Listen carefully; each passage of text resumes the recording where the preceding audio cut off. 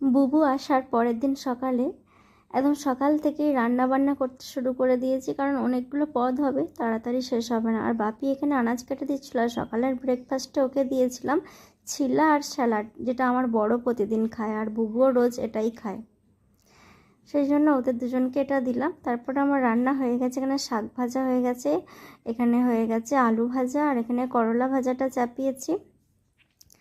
আজ বিকেলবেলা ওর তারপর হবে আবার মোচার তরকারি হবে, যেটা বুবুর খুবই ফেভারিট, ইভেন আমার বড় খুব পছন্দ করে।